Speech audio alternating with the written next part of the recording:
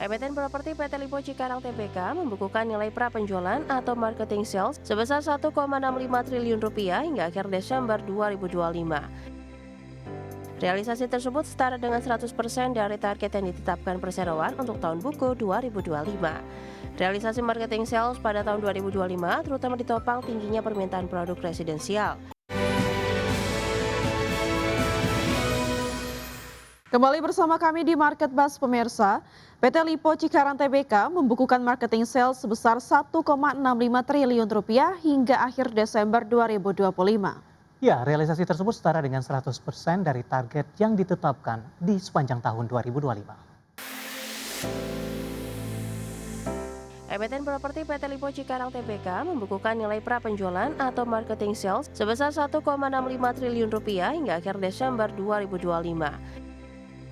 Realisasi tersebut setara dengan 100% dari target yang ditetapkan perseroan untuk tahun buku 2025. Realisasi marketing sales pada tahun 2025 terutama ditopang tingginya permintaan produk residensial. Rumah tapak berkontribusi 58% terhadap total pra-penjualan, disusul unit komersial sebesar 38% dan segmen lahan industri sebesar 4%. Sepanjang periode yang sama, perseroan mencatatkan pendapatan sebesar 4,52 triliun rupiah atau melonjak 133% dibandingkan periode sebelumnya. Kenaikan pendapatan terutama ditopang oleh serah terima, rumah tapak, apartemen, unit komersial, serta penjualan lahan industri. Segmen non-properti melalui pengelolaan kawasan juga turut memberikan kontribusi terhadap kinerja perseroan.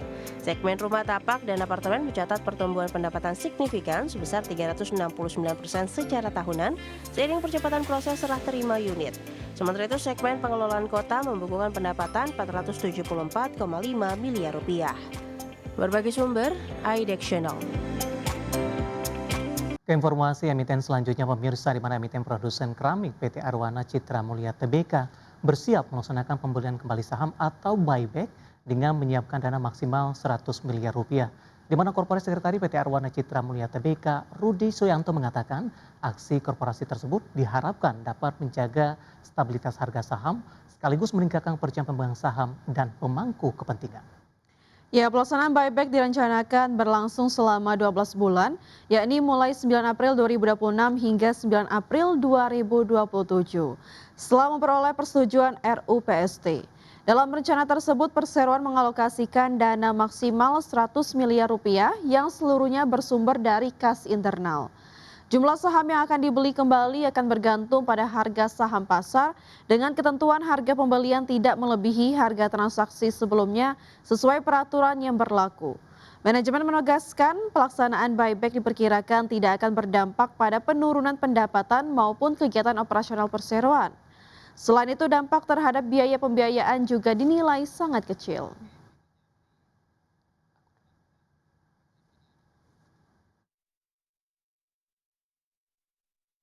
Selanjutnya, emiten e-commerce PT Global Digital Niaga Tbk atau BELI menyiapkan penambahan modal melalui program Management and Employee Stock Option Plan atau MISOP.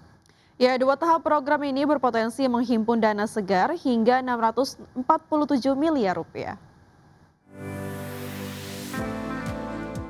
PT Global Digital Niaga Tbk atau BELI akan melaksanakan MESOP 3 tahap 4 dan MESOP 4 tahap 2.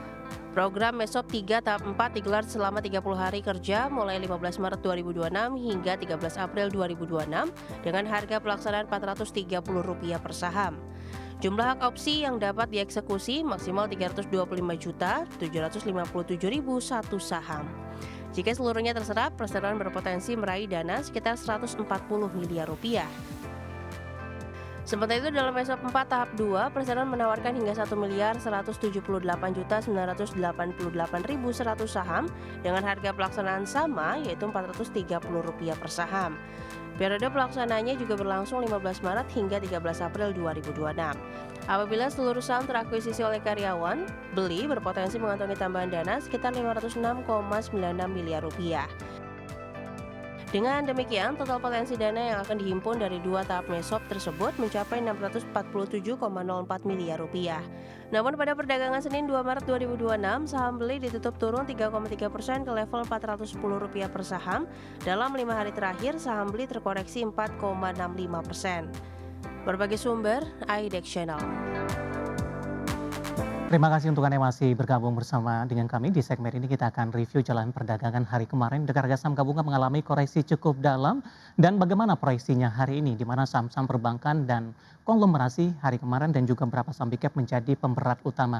Namun sebelumnya kami akan menyampaikan beberapa informasi mungkin sebagai tambahan untuk Anda dalam mempersiapkan di perdagangan di sepanjang hari ini.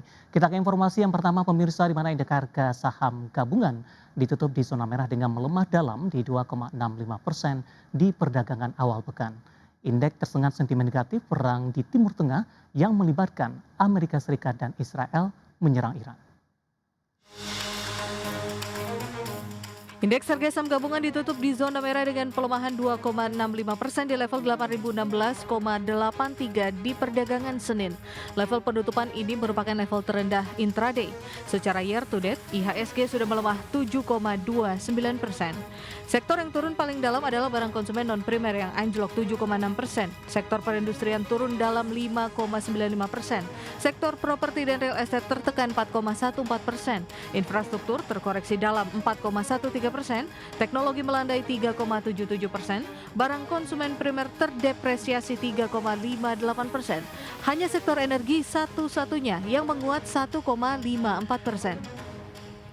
Emiten perbankan dan emiten milik Prayogo Pangestu menjadi pemberat utama IHSG.